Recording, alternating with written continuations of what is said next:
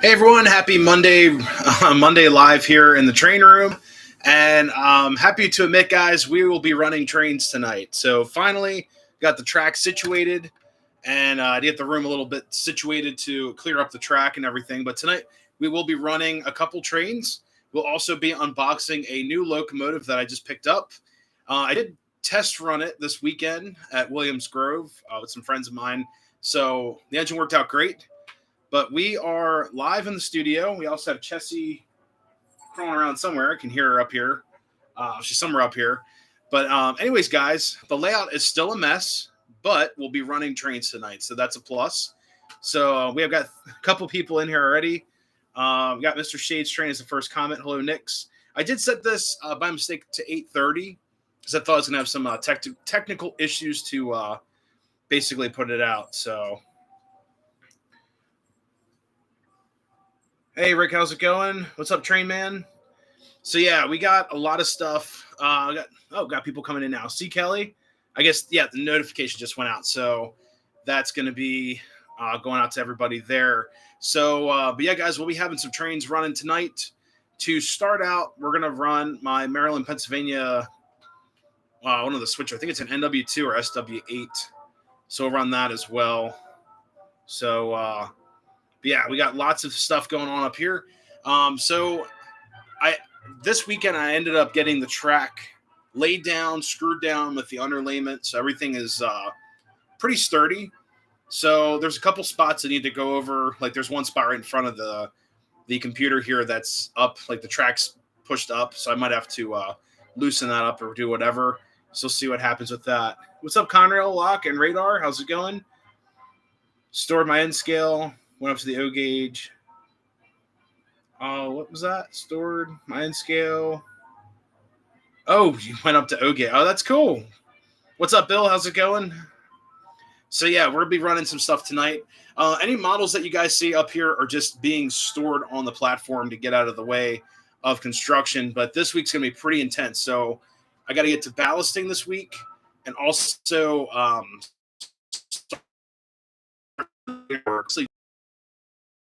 still needs to be wired. I got to get the switches for that.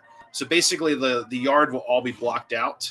So every yard track in there will be blocked, meaning there'll be a switch that disconnects the center rail from the insulated pin, so I can store locomotives there without them, being in like they call it dog catcher mode, which basically when you play with MTH trains, you'll hear like a clicking, and that's the relay getting signal from the TIU. They call it the dog catcher. So basically, the TIU constantly sends a signal through your track looking for locomotives. So that clicking's basically the relay putting it in neutral so it doesn't go flying off the layout, and it talks back to the computer or the chip inside the locomotive not to move. So, oh yeah, wearing the Ghostbuster shirt. There you go. Woohoo! The original right there. What's up, Engineer Ed, DB Tech? Engineer, Radar, what's up? Dale Hudson, how's it going? At work tonight. Ooh. What's up, PRR Sean? New York Central P, any boxer MTH or O gauge? I have one of those cars. It's I think it's a K-line. It's a K-line car. It's really nice. See some more comments here. Getting that tomorrow. Very cool. So yeah, we'll keep you guys updated. I'd like to do a full-on video up here of the layout and the updates. I just want to get to a decent point. I can show you guys what I'm doing. This would actually be a decent point for a video because I have the track bed down. Everything's kind of bare. I can show you guys my wiring techniques, which a lot of you guys seem to enjoy. I know everyone has their own way of doing things. It's just the way I was taught. Thankfully, I grew up in a household that, had an electrical engineer present all the time. And my dad and I would always wire stuff up. And he always had an idea of how to wire things, which is totally different on how I have to wire this layout because of using DCS. You have to use they call it the spider wire technique. Basically, you have one central hub and you run feeders off of it. That's how this layout's wired. So when I go to put in the yard wiring, I need a separate terminal block to do that again to feed those out.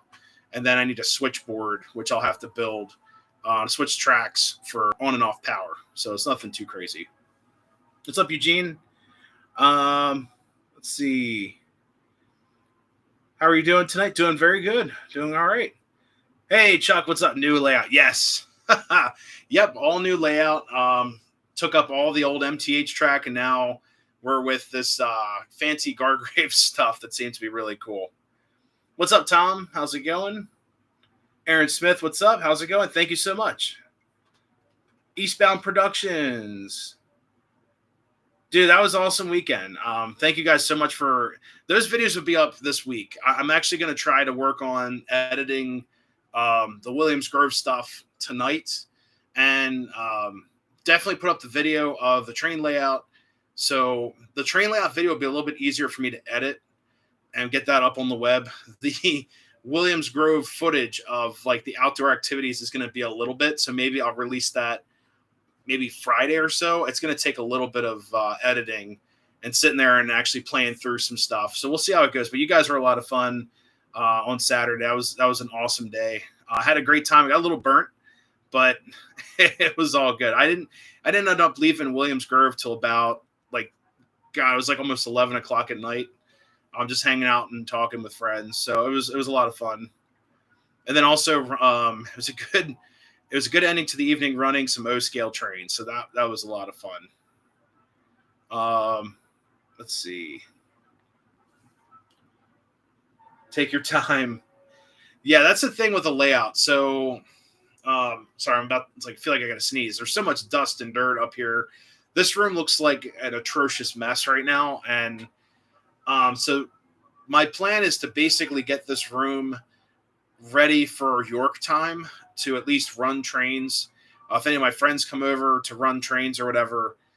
So that's my main goal. So I do have the loop running, but there's still like ballast down, no details. I also have to add the extra little wing right here. This is going to come out about 4 inches or so because I had to shift this 072 loop over towards me. So going back towards this wall, I had to shift it, which took up a little bit of room on the curve, which is fine because I have to add a whole section to my left for the coal mine, the coal distribution facility.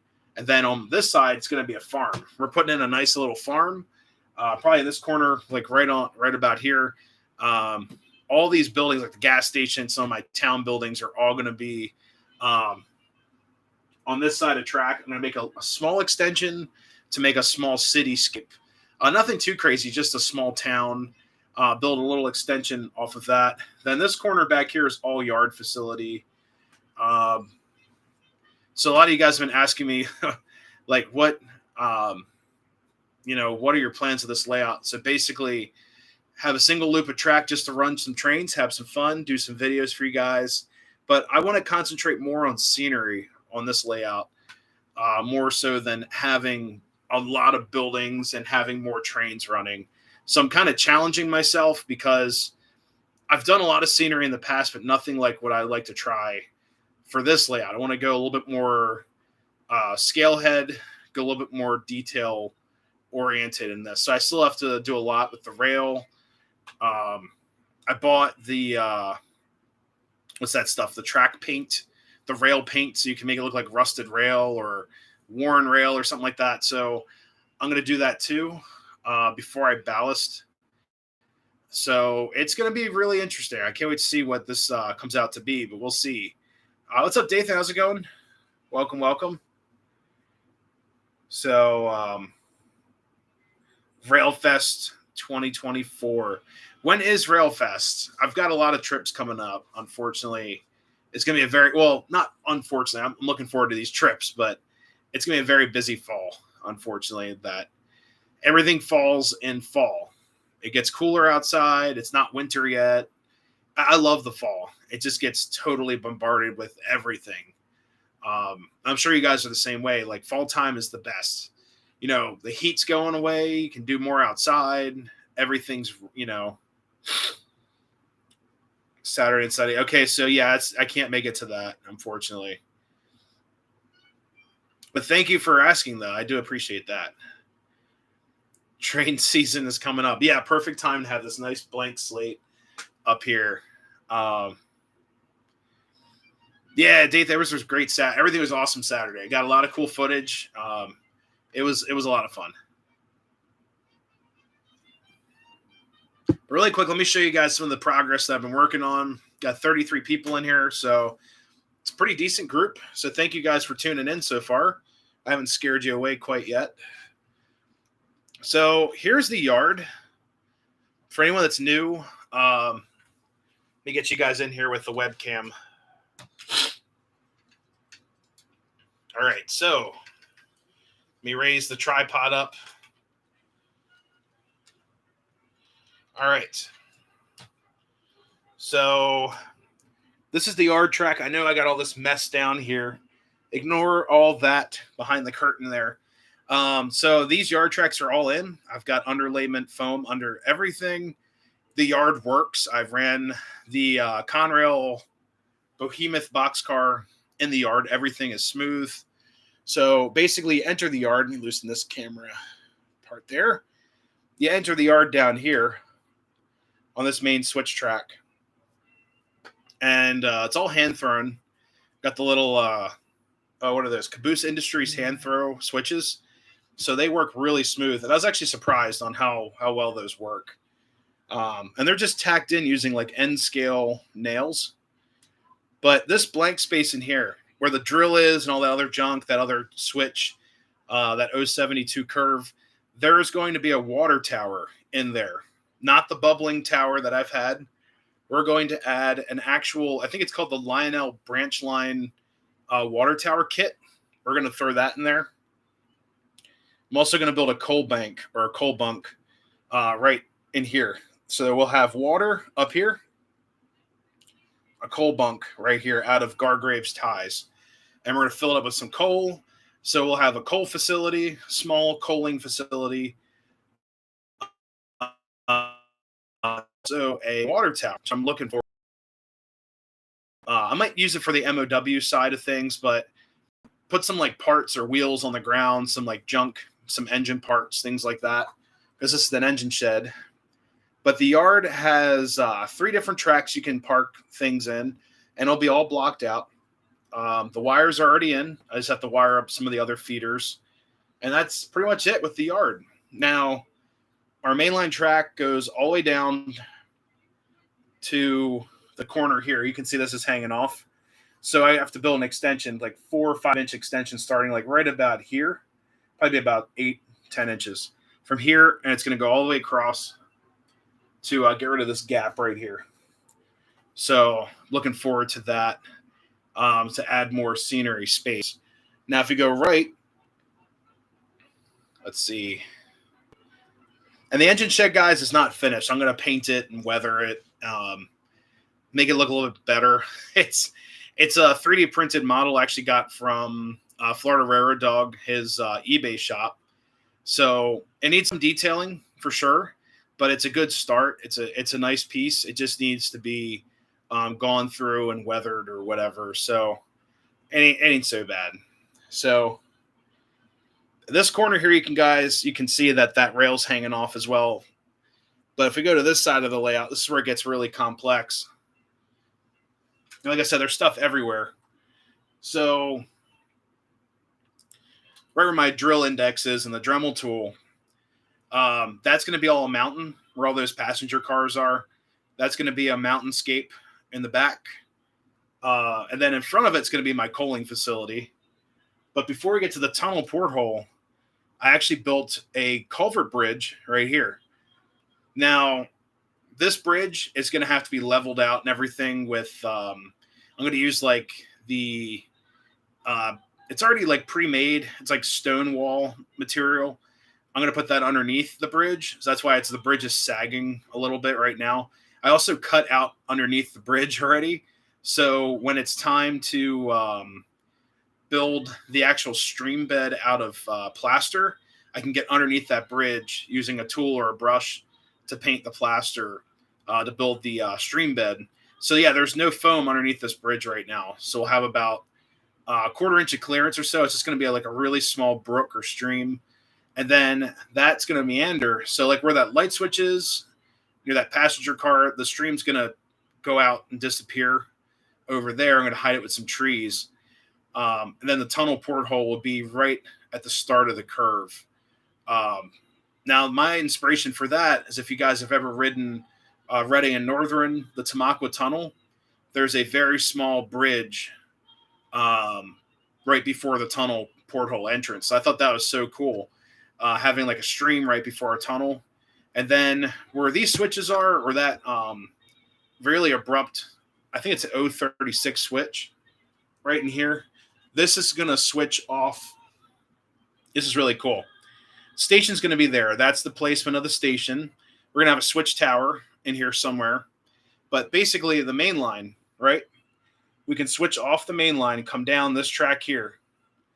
Go up this way. This siding here is going to be my milk station. So you guys can see the milk station right there, or the platform.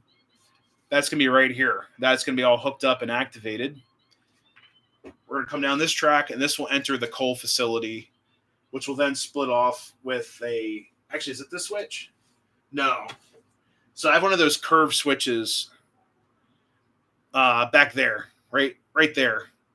So we're going to put a switch in the curve to go to 2 tracks, and that coal facility is going to hang out right in this corner where all this stuff is, right in this area here, going all the way up to there. So we've got a lot of work to do, lots of expansion to do. But yeah, these are all ideas that I've seen out in the wild, guys. So, or things that I've thought about doing just to have fun with everything. So let me bring you guys back down. But we could take this switcher engine for a spin real quick. Let's see. Get you guys nice and level with that. So let me read some of these comments through and through. Let's see. What's up, ELW Trains? Stop by and see the new layout. Thank you so much for stopping in. Dave Pool said sweet. ELW Trains said nice. Old fashioned number 30. I actually don't have space for that. I wish I did, but they take up a lot of real estate. Oh God. CJ's Trains and Adventures. What's up? What railroad do you have the most of? Pennsylvania, by far. Pennsylvania Railroad. That's like my favorite railroad. I also work on their roadbed now, not even their tracks anymore. It's just the roadbed. So it's kind of cool. We can kind of connect to it, you know. Look amazing when it's finished. Thank you so much. Stream right before the tunnel. Be cool. Are you doing a coal tipple? No, so it's going to be like coaling facility. I'll have to upload the picture when I do the video for the updates. But the model's pretty big. It's a 3D printed or laser printed out of some type of wood, and the kit just looked really, really phenomenal. And it kind of goes into the mountain. So I'm looking forward to building that. But the coal facility also has these little doors in the back up top for a small mining track. And I bought some mining cars off of eBay today, so I'm going to put those up there too. We'll do a mine portal entrance at the top of the mountain if we can, if I got enough space. Hey, JRH Productions, thank you so much. What's up, CP Lewis? Are you also going to run Conrail? So I've got Conrail stuff. Not tonight. I'm going to unbox one of the new engines that I just picked up after we give this little switcher engine a spin around the layout. So let's get that fired up. Get my remote turned on here. Give her some power. All right. Track has power.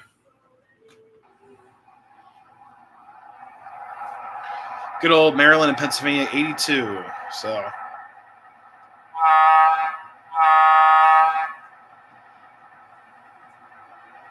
Oops.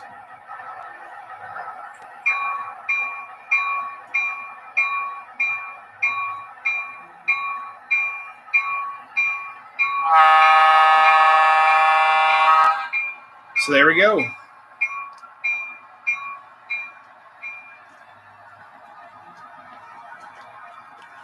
A cold trestle. I wish I had the space to. Unfortunately, not on this layout. I don't have the space.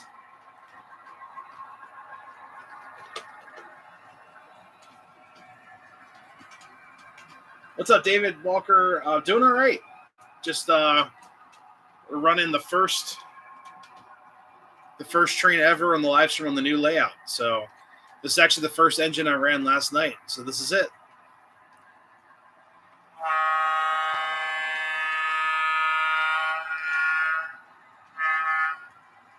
All right.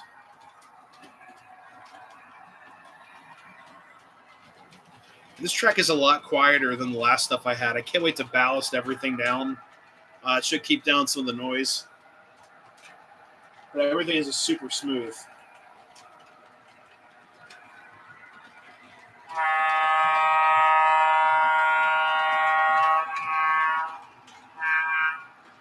And, oh, actually, I forgot to mention the straightaways between the two sections of 072. I did a little bit of an S-curve for some profile.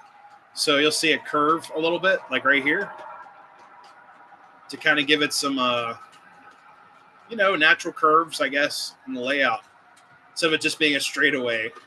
So I did the same thing behind me as well. So everything just kind of looks a little bit more natural, other than the total, like, 072 curve.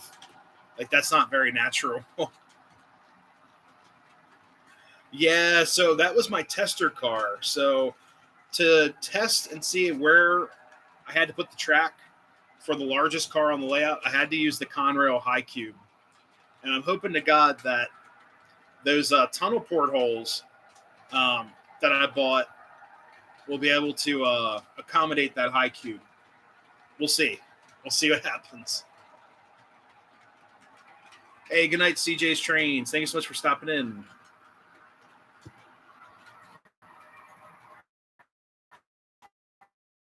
Bots. Did a little bit of a tour earlier, but I'll take you guys back here.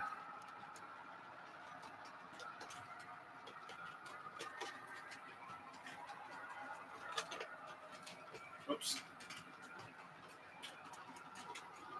And then here's the culvert right here.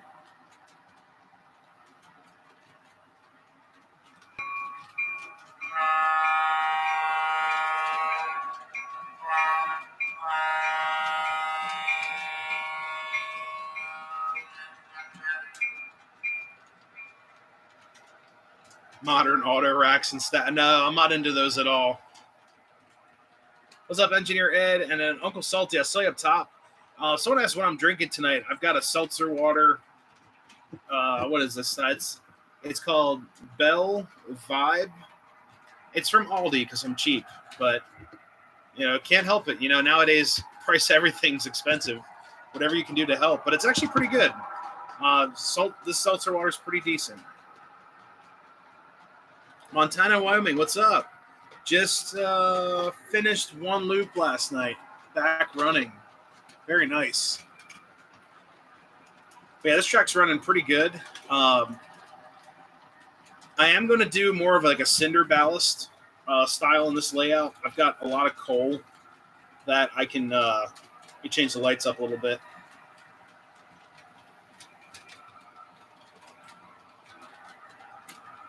There you go. So I actually have a bunch of coal that I picked up while working on the right-of-way that's been there for years. I mean, it's like garbage coal. It's real dried out. It's just perfect. I can take a hammer to it and basically make a powder to mix in with the ballast that I'm going to use. I'll use like one of those shakers from Woodland Scenics, and I'll basically just use one of them, and then I have a ballaster that I picked up from hobbytools.com. He's been making these 3D printed ballaster units that are really, really affordable. They're like $10 a piece. What's up, Roscoe? Turntable. Unfortunately, no room. I wish. Possibly on the next layout. We'll see. Is there an attachment to go to Atlas to Gargraves? That might be 100% custom. I'm sure someone makes an adapter out there. I would check the O-Gauge Railroad forum. they might have something that you can look into, or maybe check out eBay. They might have that. What do you think about the CPL signals they have? Are you thinking about going? So for this layout, I'm going to be using, well, I think they're N&W signals, but they're still position signals. So it does like the, I call it the tri-lights. So you have 3 lights for each indication or aspect. And I'm going to be using those for this layout. It'll be a lot of fun. There you go. Atlas makes an adapter. Very good. Engineer Ed, thank you so much. About trains gives me ideas. Uh-oh. See, ideas are dangerous because you get those cooking, then you'll end up tearing your whole layout down. But it's healthy in my opinion to start over sometimes and just do what you want to do. But now I'm not going to go too modern here on this layout. We're going to go mostly. I'm going for more like early. I would say 1920s, like USRA era, up until like 1940 or so. Maybe like 1950s because I like F units. But I'm not going to go too crazy modern on this layout. I want to stick to like the old school stuff. Hey, what's up, Life and Sad Ending? How's it going? Yes, we started from scratch. Hopefully you're doing all right out there. But yes, we have started over entirely.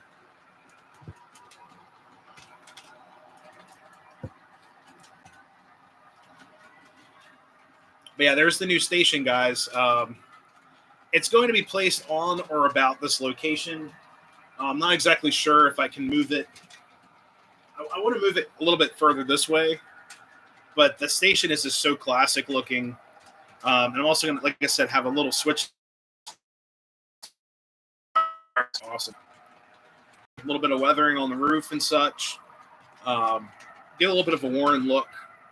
And then also we're going to have like the telephone poles going to it. Also have one of those like trackside sheds, like telephone sheds. We can put one of those there. Or also have, what is it? The Strasbourg shed. Yeah, so the attic, this is the attic train room. And with this room, I don't really have a lot of space. It's a room of no room, if that makes sense. It's like my ceiling is right here. I'll show you guys.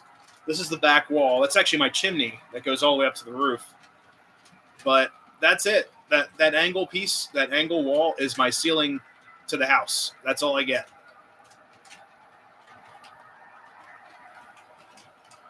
PRR look. Yeah, one of my friends sold this to me for a really good price, and I think it's an old Walther station when they did O-scale. Old Southern Pacific in my town. Oh, man, that's so cool. So, guys, I'm going to turn this engine off, right? And we're going to unbox something that you guys are going to love. I'm really excited to show you guys this. This locomotive has been on my list for maybe like the better half of a decade. But I found this engine at, Star Hobby down in Annapolis, Maryland, or actually engines. It's a whole set of engines. If you guys wish, you can put your predictions in the comments of what kind of engines they are. And there's only one person in the chat that knows what these engines are. Because, or actually maybe a couple of you guys. But if you would like to guess what type of engine set or what sort of engine set it is, just let me know in the comments there. You guys can guess. I'm going to get this thing ready. So you guys can take a look at the beautiful MPA 82. Well, I got the box ready here. But switchers, no. Hey, what's up, Nathan Five Time? Yes, I saw the Seaboard. It looks really nice. I think that's like one of the best ones they've done so far. What's up, Don? How's it going? Looking at someone's layout. Oh, no worries. Nope, it's not Steam. I'll give you guys that at least. It's not Steam. Oh, Tom knows. Okay. So one person in the chat that was here earlier, well, he's still here. He has seen these locomotives run. and actually ran them. So he cannot comment in here. No sharks. Uh-oh, Train Man. You're getting close. He said F units. All right, what kind of F units?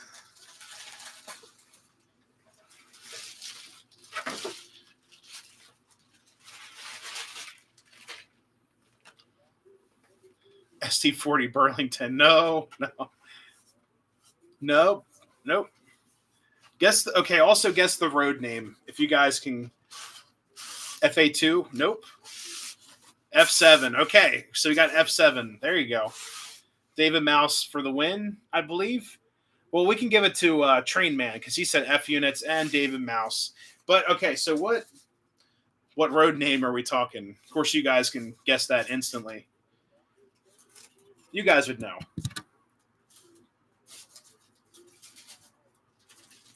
I just have to try to get these out without destroying them.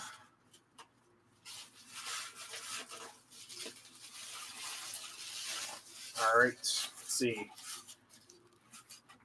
Hey guys, there's so much packing through here. Western Maryland, nope. Pennsylvania, Train Man got it again. There you go. PR Sean second. B-Gen, yeah, these. Oh god, the packaging for these is like ridiculous. Is this the power unit? Nope. So guys, here we go. Let's see. Get you guys up here. Here we go. Finally, guys, got some F units up here. And these are gorgeous. Someone did I think a doll coat over these. No, not Menards. No, these are Lionel Odyssey 1. But these are awesome. Look at that. So let me get these on the track. The switcher. To use the SW5, 1, 2, 3, 4, 5. Behind the insulated block so it can move. Perfect. Now this is the rear unit. Whoops. And I'm not used to this track at all. This is like completely different than I'm used to. Woo! Yeah, these were on my list for a while. And I was looking at MTH ones, like a Proto Sound 1 set to upgrade, but then I got to spend all that extra money to buy the boards or whatever. So this is the much better option for what I got these for. And the guys over at Star Hobby, man, they have been awesome, awesome people to work with. Yeah, it has the antennas on the roof. So there's one unit. There's two more. So this is an FBA set. Or sorry, FABA set. So lots of lots of extra features with this one. All right. But yeah, the antennas on the roof is a nice touch. They're just extremely fragile. And I've seen like third rail models that have the antennas on the roof that I think they're brass.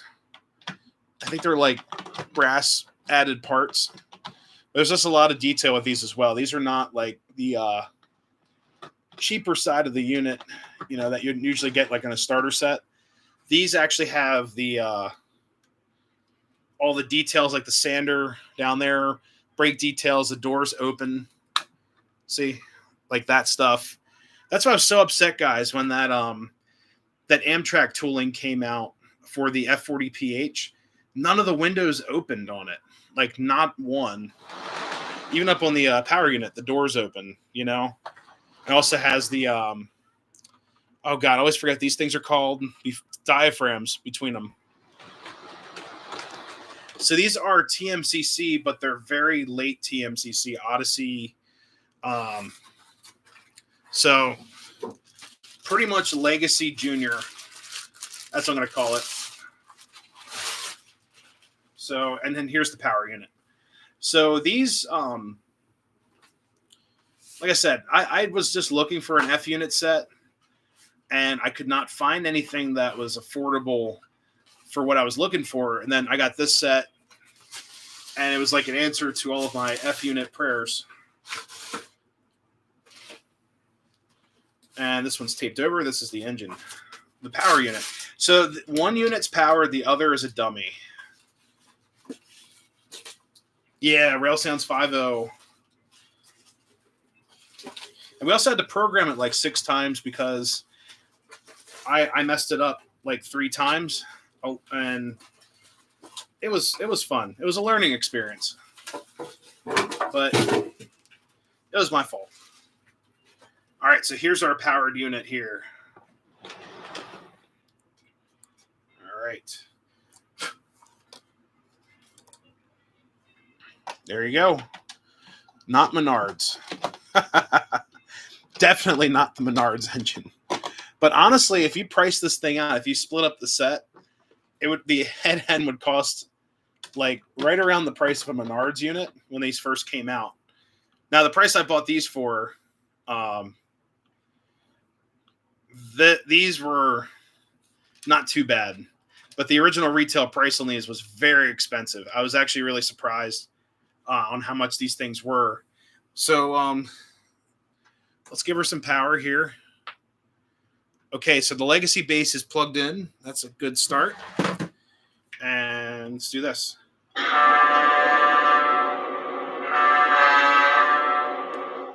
Yeah, $900 for these guys. Nope, don't go away. Don't shut her down.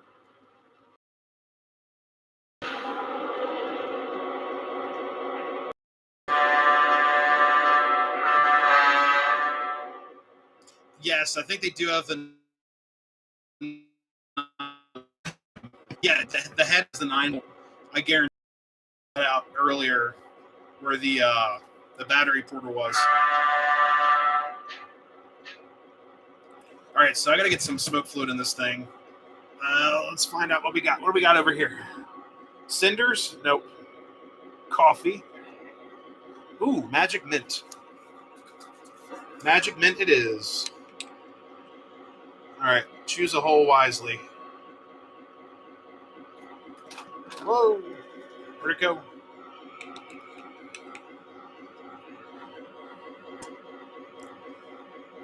Now, it's pretty funny. So my buddy Tom in the chat helped me out with the instructions with this thing. And we're reading the instructions. Like it says, choose only one hole to put the smoke in, not both.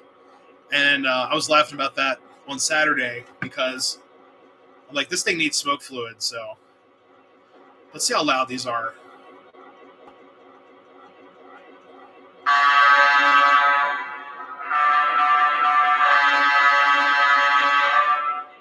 So it's not too bad. It's not too loud either.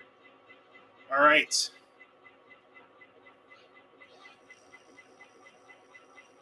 We have smoke.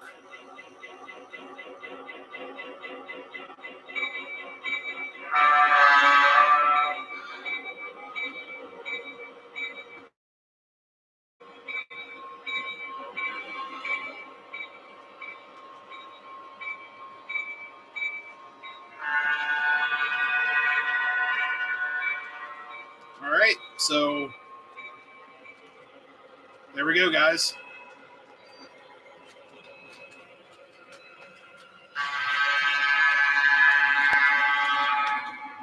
Yeah, the horn, I wasn't really a fan of the horn when I first got them. But then listening to it over and over, it just sounds so ridiculous. I love it. Nice. Yeah, these are awesome. I'm glad I was able to scoop these up before, you know. All right, the rear smoke unit's working.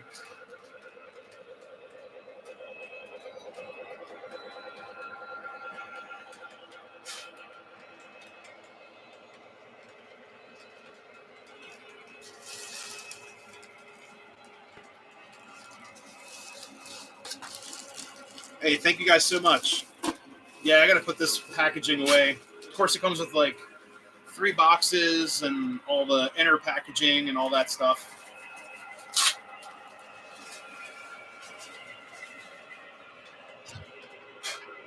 There we go. And she is a good smoker. I mean, look at that.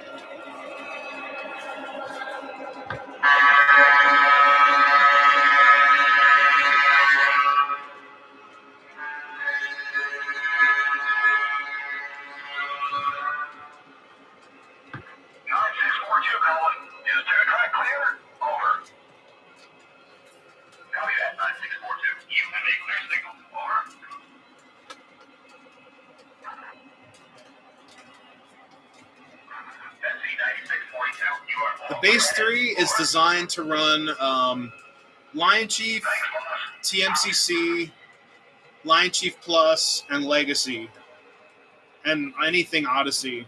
So it technically should run everything. I don't know if it has a conventional mode or not. I didn't buy a base 3. I already bought a Legacy Cab 1L. So I'm already. I love this Cab 1L. I'm not going to upgrade to the Cab 3 unless this thing blows up, which it shouldn't. The Cab 1L are built like tanks, and also have an extra remote. So.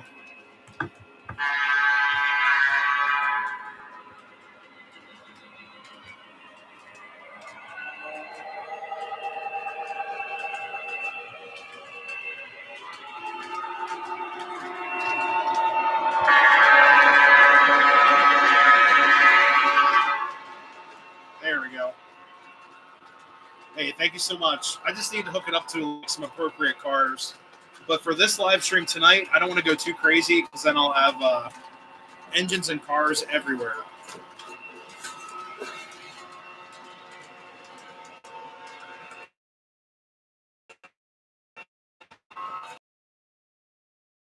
I thought it'd be kind of fun to do an unboxing for you since we've done something, exciting like running trains up here. It's been about 3 weeks now, so I thought this would be a great opportunity.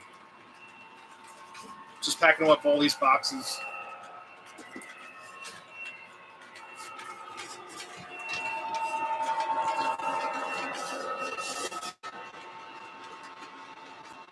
All right, there we go.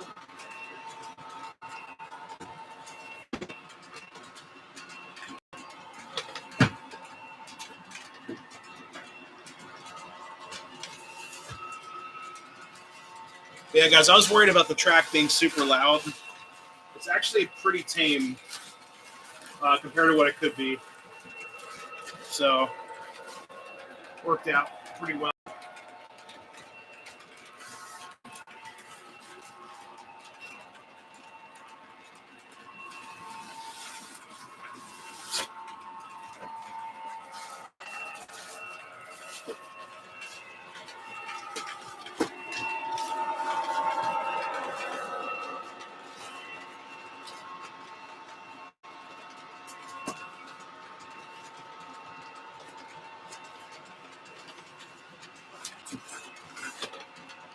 Hey, Chuck, thank you so much for stopping in. Have a great night. Enjoy your dinner. All right, guys, I'll be there in a second. Last box. There we go. Woo!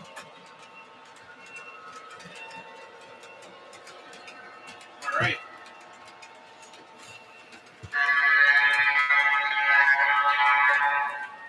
Yeah, sorry about the ads, guys. I usually get out of those, but they play automatically.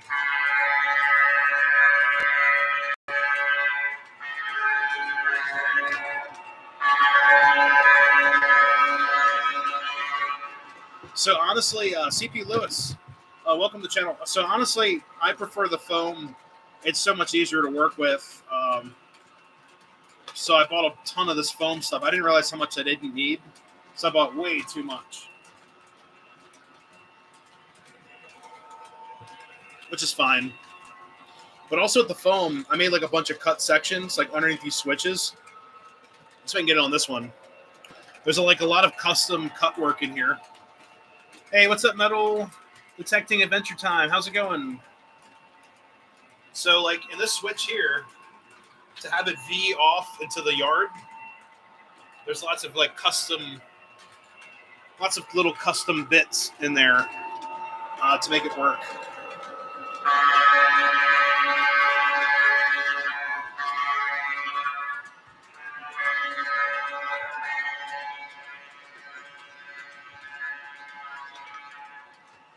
I actually have to fix something right in front of the camera here. The track is like really bumped up. Try to screw that down really quick. Hopefully I can fix it. Let's see. Got to find the drill bit for that.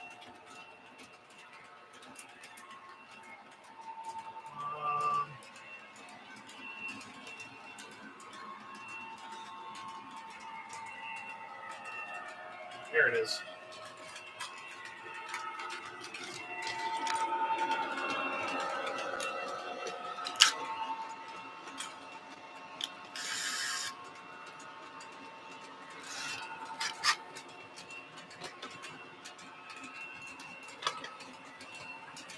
So like right down here, I'll show you guys when I'm done. It's like bumping up. I have to move the screw down just a hair.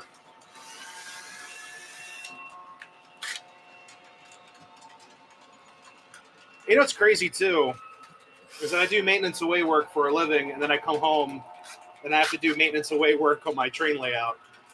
It's kind of funny how that happens, you know?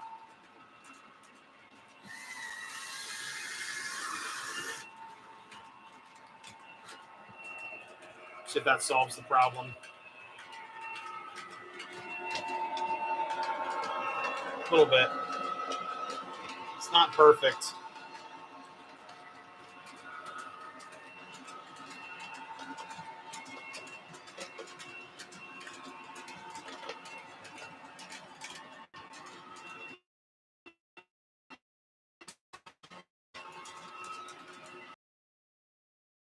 But it seems like this screw here is just not happy with that.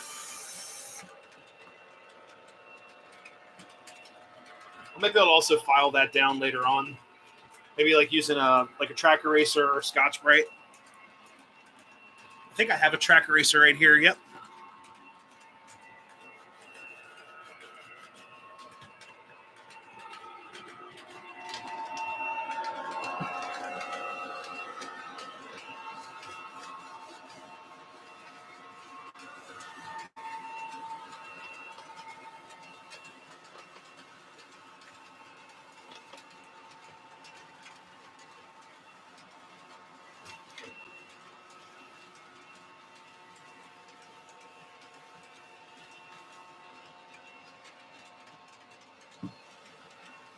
Here we go.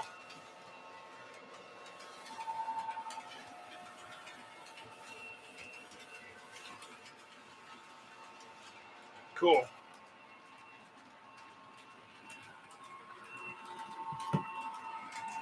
Sweet. Zip ties. Okay. Yeah, these ads guys are driving me crazy. I keep on hitting skip ads. And I know, let's see, I got to add some more smoke fluid. Whoa.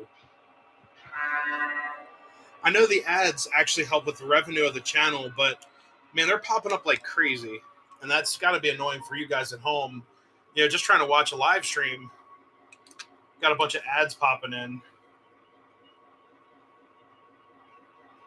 Let's see.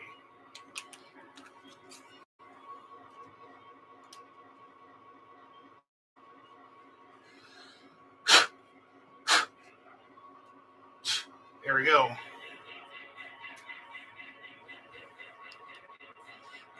All right, so let's see if this works.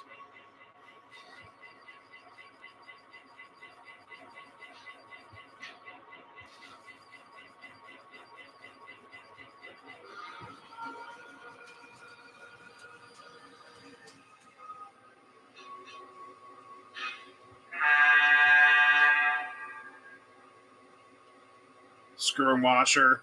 Nah, it's just a little bit of a gap. It's my fault with the way the track was made.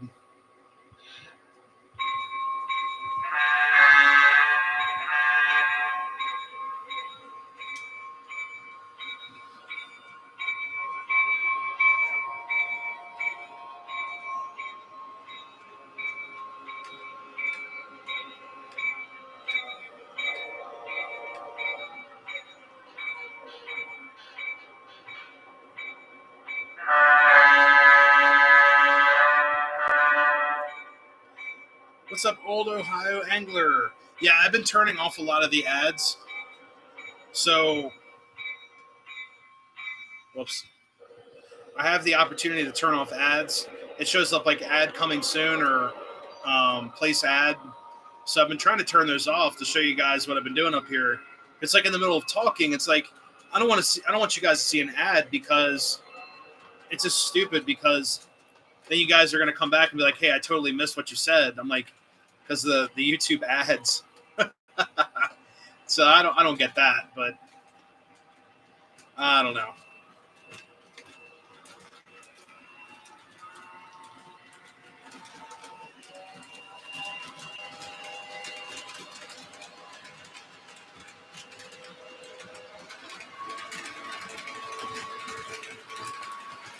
Get some cruising speed.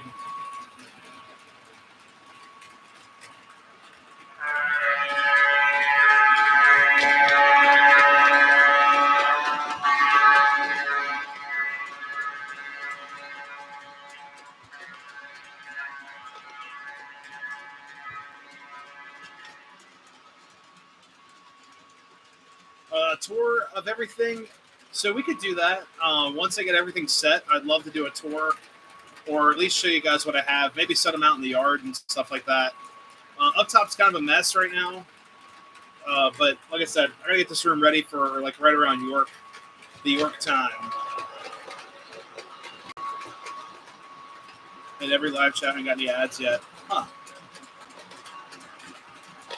Yeah, just ad pop it, like trying to what's going on in the layout, then all of a sudden you guys see an ad. It's kind of frustrating.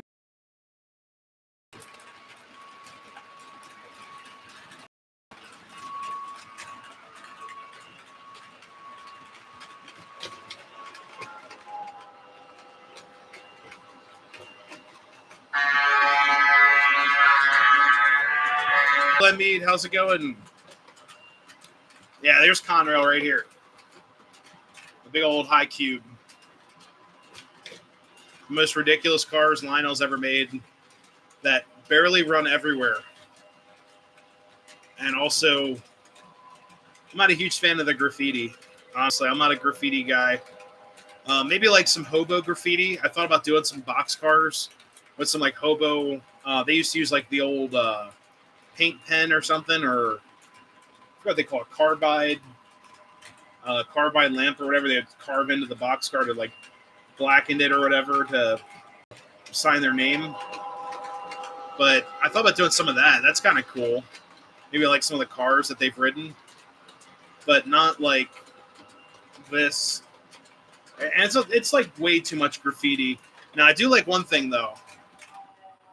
I will say, real graffiti artists, from what I've heard, never paint over the numbers and like the actual things on here because they don't want their artwork removed.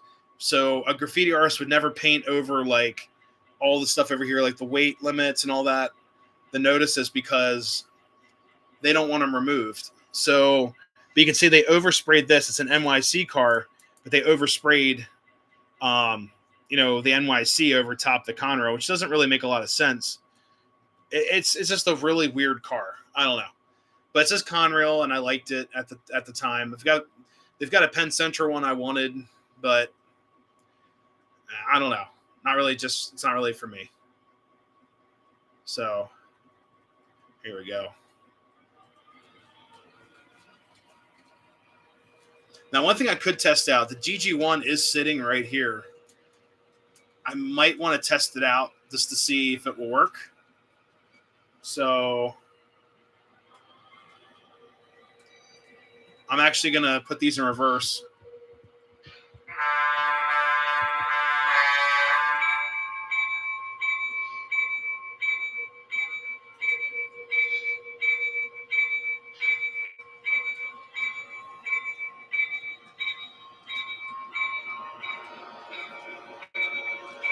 Yeah, it's just a weird car, you know?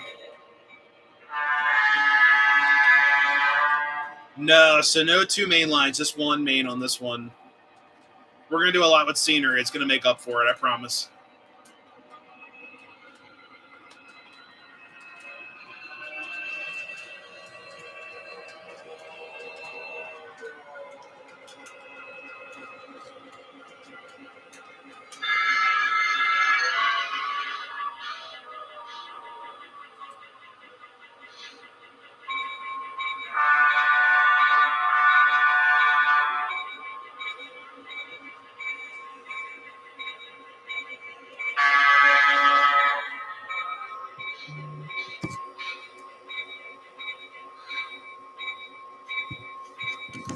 There it goes.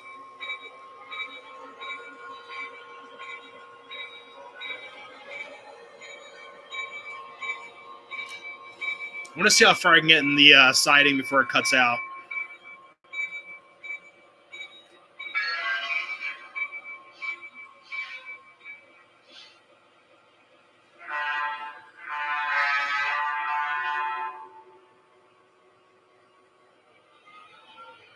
Move some stuff to bring her in.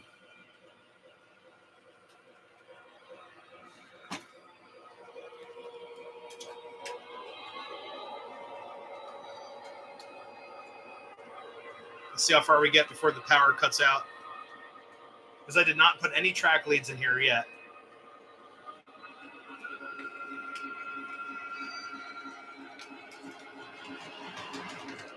Okay, so that the end unit's lost power.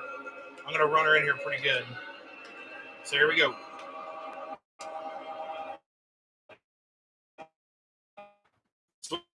So I need a pin.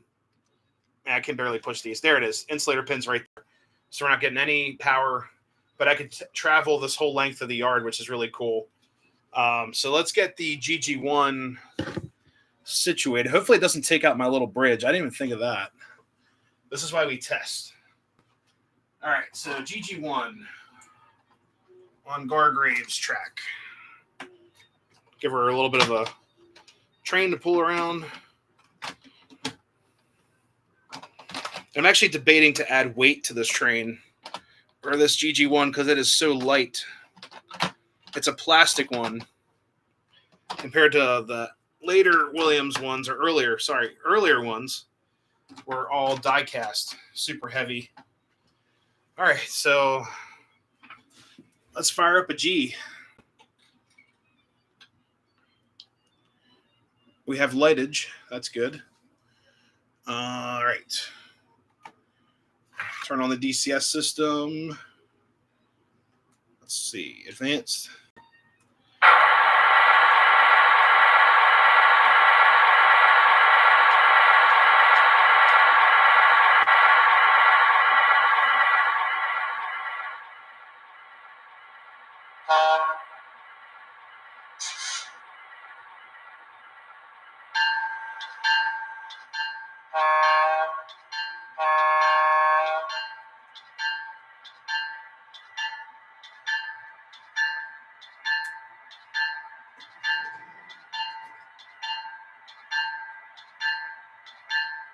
Here we go.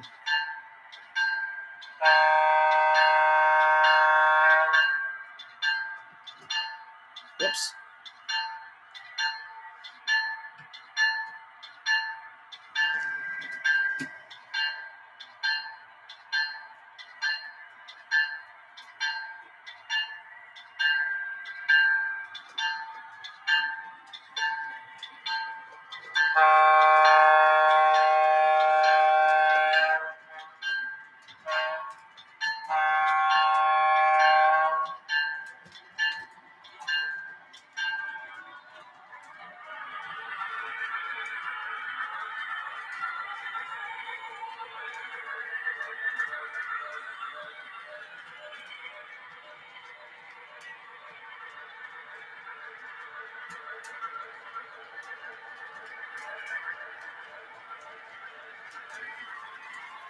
All right, so there we go.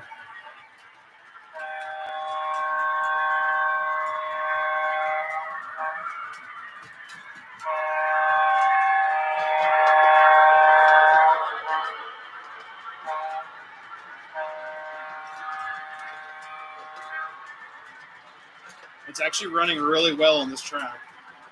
I'm very surprised.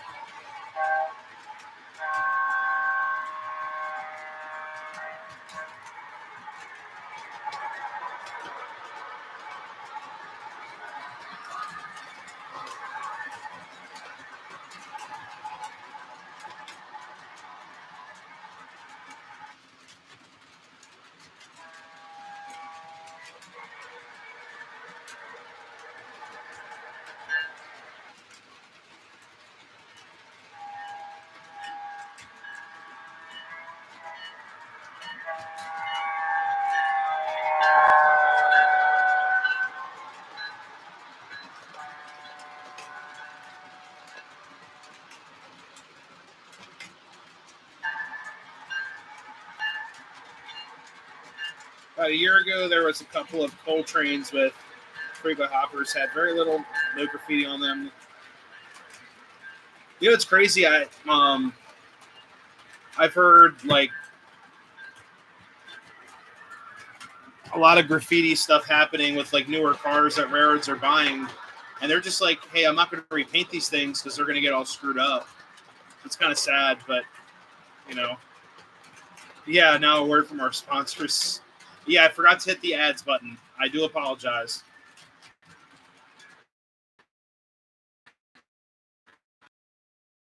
Fantastically well. It's a heck of a lot smoother than the MT stuff. I do have like a bump right here, so I want to see if I can grind that down or fix it. I might just leave it. Gives a nice clickety clack sound. We'll see how it turns out, but it's basically for me not pushing the track as together as it should be.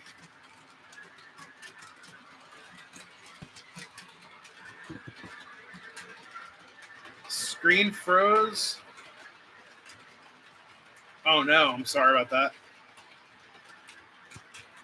Love the GG1. Dude, this is like, I love this engine. Sorry, locomotive. And for some reason, guys, I don't know if someone in the chat could tell me, but I mean, look at this thing crawling. Like this is 1 mile per hour, even if I change the direction. Now on the Gargraves track, the system is so much more, responsive than it was on the what do you call it? The MTH rail tracks. I could not go 1 mile per hour on this track system. Now it's pushing, so it's going to be a little bit. There we go. That's 2 miles per hour with the GG1.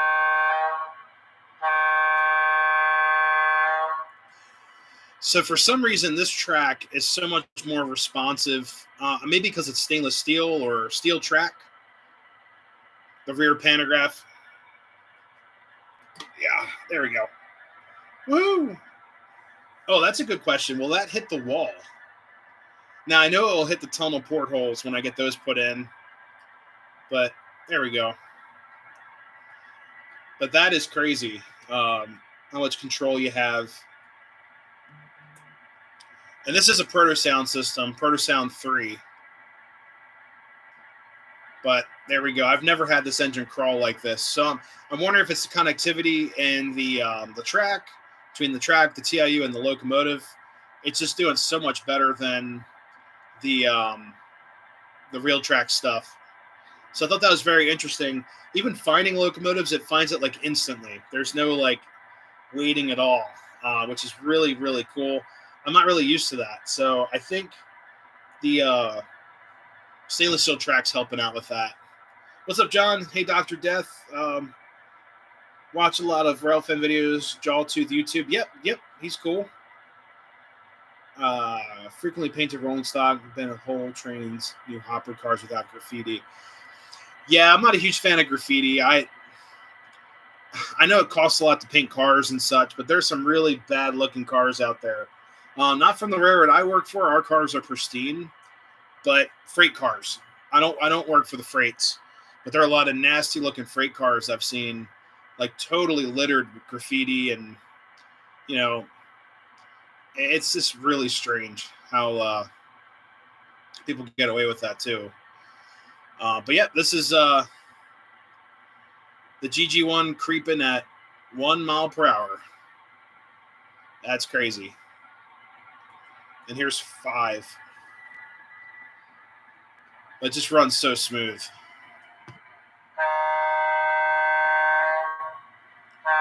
And awesome watching your trains, new progress. Thank you so much. I really appreciate it. Got to run. Have a great night and a great week. Thanks for stopping in. But yeah, guys, this track is something else. I've never utilized this track system before. My dad had like a section of Gargraves when we were kids that went from tubular to Gargraves in a tunnel, because it wasn't like the prettiest looking track. It was all mangled up and stuff. But that was my only experience with Gargraves. to check this out. Let's see.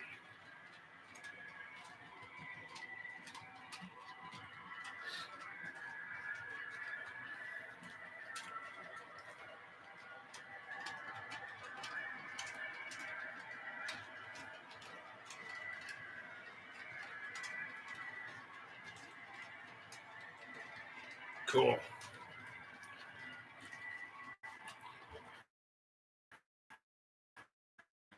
Yeah, I'm gonna.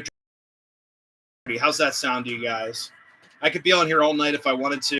Unfortunately, I've got to wake up and go to work very early in the morning, so I do apologize for that. But the next time you guys see this layout, it might already be ballasted. Some of the scenery might already be in place, most likely just ballasted, and then working on the extra wings on this layout, the little additions. So that's going to be in probably the next live stream. And I'm going to have at least 2 videos this week, guys, about Williams Grove. What I did there Saturday, chasing the awesome little 643, the 060. That's over 124 years old. It's almost, it's 124 this year. Sorry. But that engine is a really cool engine. It's an old Altoona Works. I think I forgot the B number on it. B5 switcher or B4. I forgot the B number on it. But it's a beautiful little engine. Had lots of fun riding behind that in the cab. It was B4. There you go. Bingo. I know it's one of the Bs. I know it's not a B6. Those are a little bit later. But yeah, it's such a great time up there. And unfortunately, there weren't as many traction engines, but chasing the train was just a lot of fun. So I had a blast. Hey, thank you so much for stopping in, Engineer Ed. Have a great night to you as well. Yes, it is. It's the only running PRR steam locomotive as of late. When 1361 gets their act together, that will be something to see as well. But we'll see if that happens. It's going to be a little bit for that. But yeah, we're running the GG1 at the slowest speed ever recorded by a GG1. If ever. Let's let this thing, let's go 35.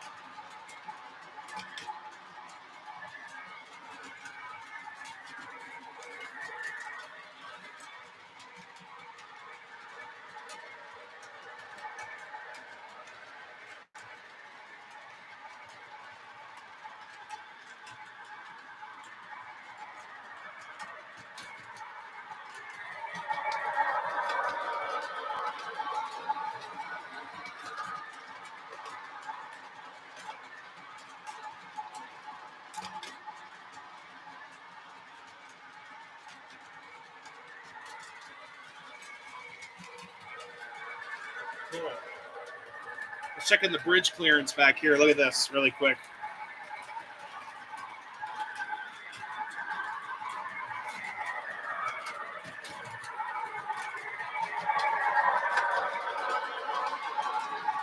Making sure it wasn't going to hit.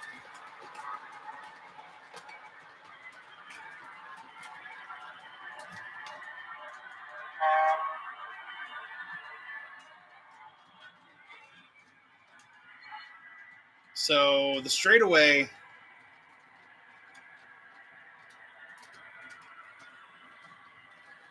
was looking at the overhang. I don't think it hits.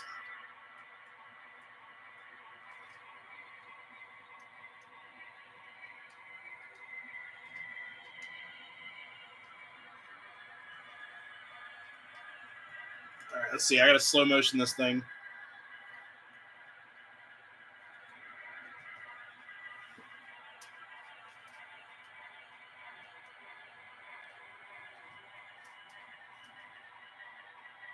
Oh, it's so close.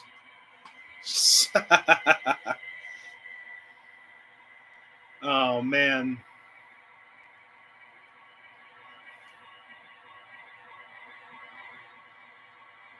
Replace the broken spring. To the people at Rough and Tumble, the Shay was originally designed in-house and built for Hershey Park. And the owner of the Shay was going to give Hershey Park the Shay and one condition, that it could not run on Sundays. And Hershey Park said, well, we have to run it on Sundays. So he denied Hershey Park the locomotive, and it stayed at Rough and Tumble on their custom-built railroad that's at the property. Now, that's a story that someone at Rough and Tumble told me about. I think it's a pretty cool legend or a cool story.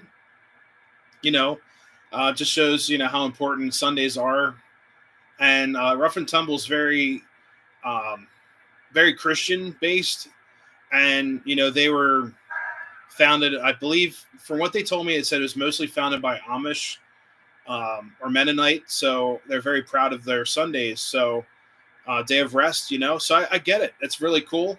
It's a cool little story with that locomotive, but I'm glad it's at Rough and Tumble because I think it's in a better home than being used at Hershey Park, So it was just such a cool engine to see. And apparently that Shay at Rough and Tumble was built between someone's basement and their garage.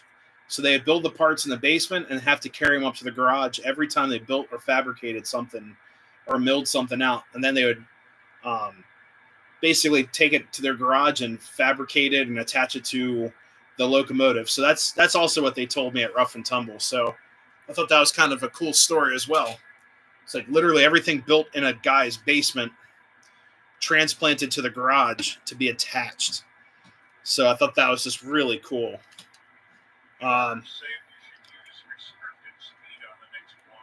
Here we go. Gotta watch the wires there. I don't want this camera to go out because if I unplug the camera, the live stream stops. But anyways, guys, what time is it? 9:26. So a couple more minutes here. Let me turn off the locomotive. So the only locomotive I haven't tested up here for that bridge, a little bridge there, would be the EM1, which I'm not going to test right now. If anything, I might have to run it forward into the curve rather than out of the curve whenever I run that thing. Everything else should work. If the GG1s can clear the bridge, I think we'll be in good hands. We'll see. If it's too crazy, I can always move the bridge further back a little bit, just cut more foam out and then replace it and do whatever. Automatically, I'm going to have to build a trough out of, plaster to hold the fake water.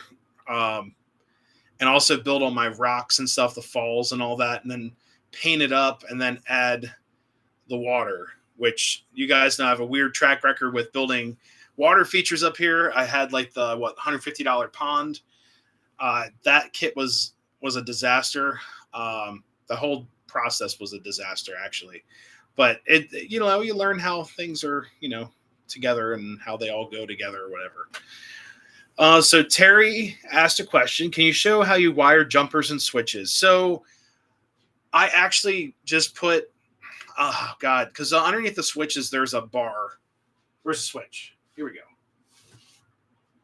They give you these contact shoes.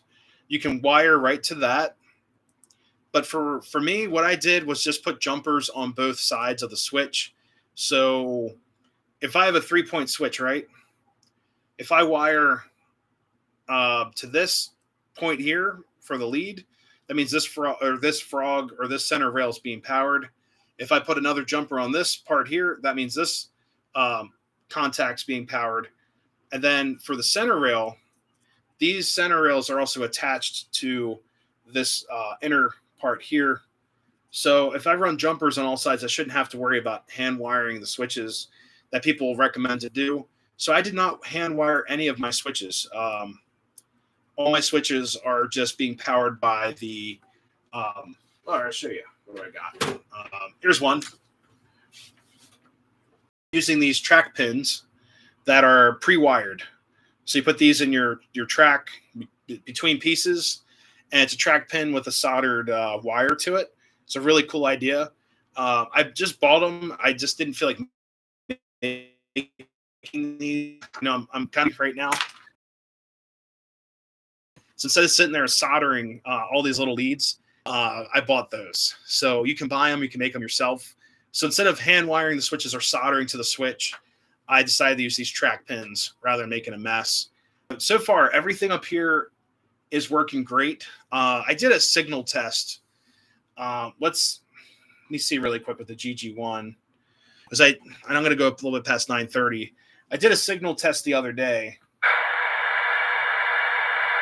and that was with the Maryland Pennsylvania switcher, and it was not happy. It was like signal 1, signal 4, between 1s and 4s. I'm like, that doesn't make any sense because I have 4 jumpers up here. I've got one. This is actually one of my jumpers here, this black wire right there.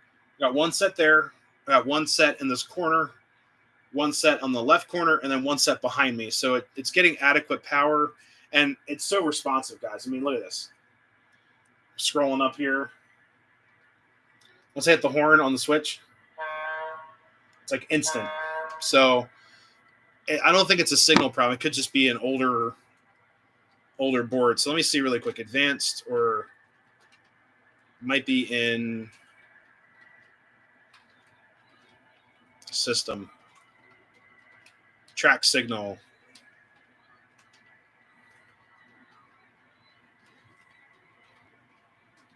Oops. It could also be the batteries in the remote, because the remote's now freaking out.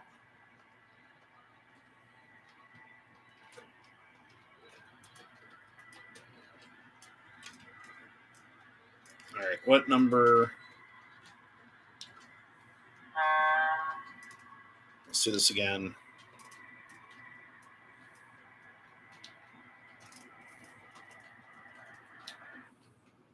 All right, so let's see what we get. So right now it's 10. So it could just be the older board. I know it's a PS2. Oh, there's a switcher right behind me, right here. So this switcher is giving me like 1s and 4s and 5s, and it would go to 3. And so now I'm getting, just to prove it to you guys, we're getting 10s. There we go. At the top, 10. Where is it? There you go, 10. So that's good to see, because I'm like, man, this thing's really responsive. So I'm like, what the heck's going on? But we're also going slower, and also have way more wheels on that thing to pick up.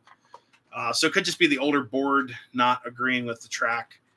But yeah, we have a signal strength of 10, which is fantastic. Now the yard might be a little bit different, because once I add those extra track leads, it might goof around with the track signal a little bit.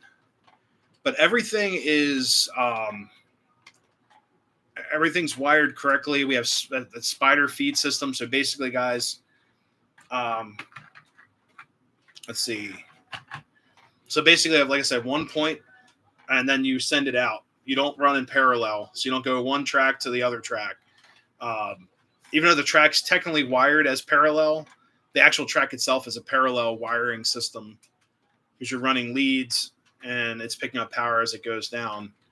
But the leads to the track has to be in series. There we go. Yeah, still getting 10s. So that's good.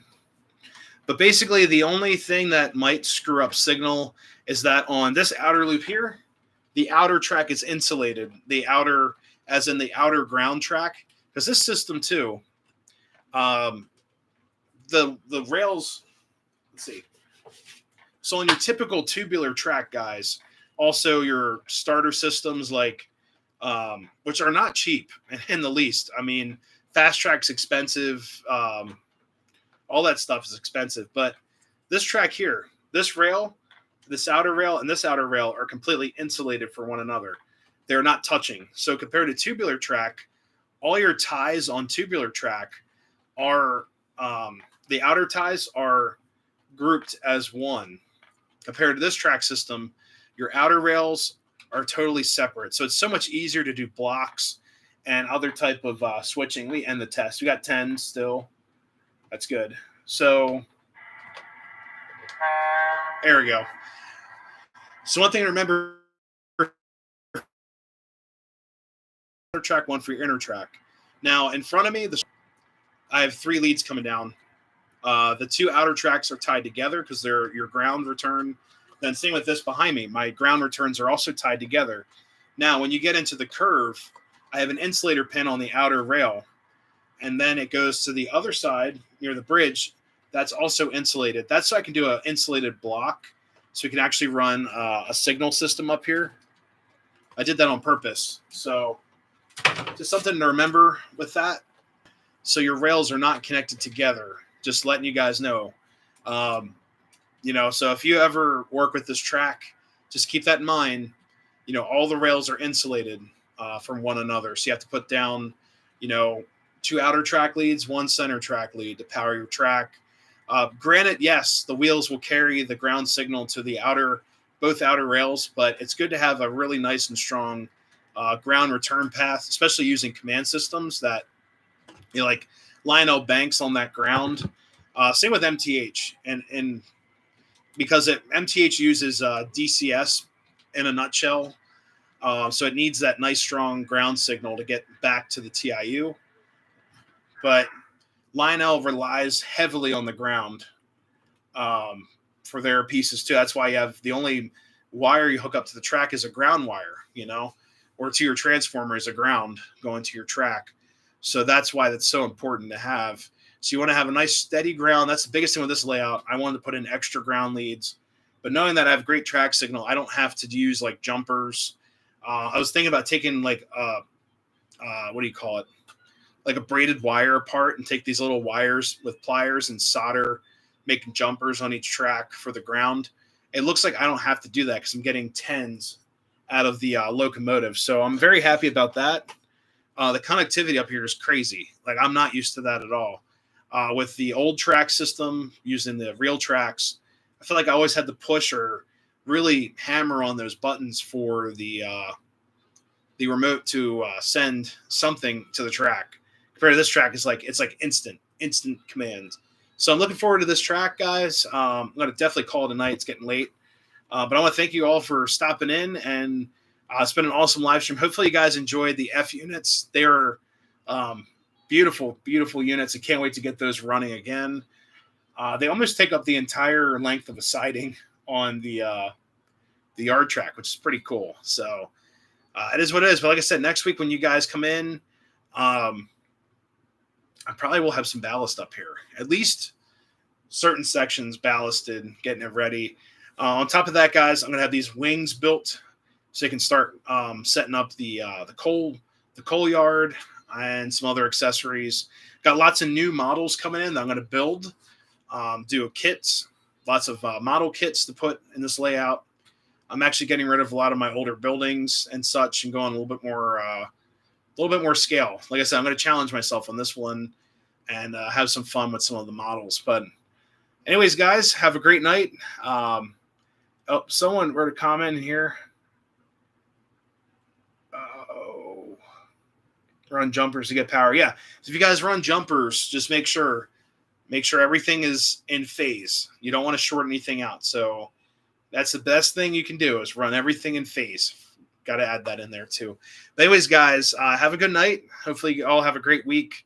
It's Monday. We got a couple more days to go, and we got this holiday weekend. I plan on streaming on Monday unless something comes up. I know in the past I've skipped like holidays, but I think Monday I should be all right to stream. Plus, I got a nice long weekend to work on some stuff up here. But anyways, guys, have a great night. Happy railroading. We'll see you next time. Keep an eye out for the 2 Williams Grove videos that I will be working on very, very shortly. See you guys.